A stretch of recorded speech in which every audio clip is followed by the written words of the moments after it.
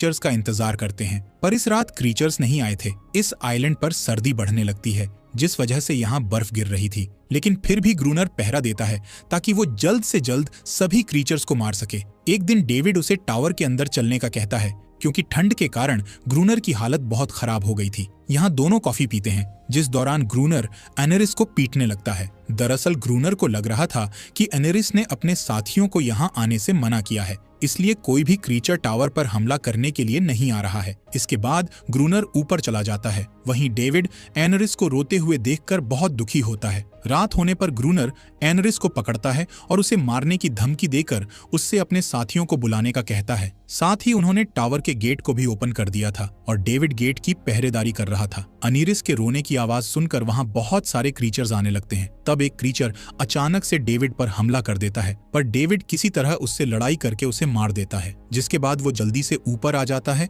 और ग्रूनर से dynamite blast करने का कहता है, पर किसी कारण से वो ब्लास्ट नहीं हो रहा था।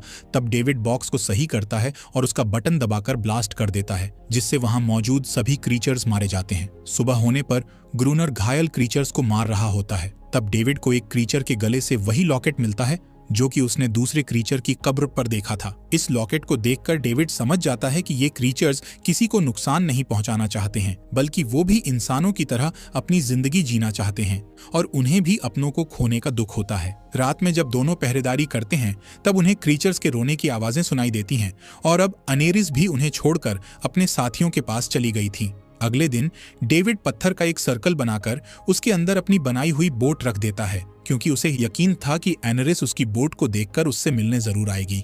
यहाँ डेविड को ग्रूनर और उसकी वाइफ की एक फोटो मिलती है। साथ ही उसे कुछ नोट्स मिलते हैं, जिससे डेविड को पता चलता है कि ग्रूनर केयरटेकर नहीं, बल्कि उससे पहले आया हुआ ऑफिसर है। इसी शाम डेविड सर्कल वाली जगह पर जाता है, जहां वो एनेरिस के साथ उसके बाकी साथियों को देखता है। यहाँ क्रीचर का एक बच्चा डेविड के पास आता है और उसकी बोट उठा लेता है। डेविड को समझ आ जाता है कि ये क्रीचर्स उन्हें कभी नुकसान नहीं पहुंचाना चाहते थे, लेकिन ग्रूनर सभी को जान से मारना चाहता था।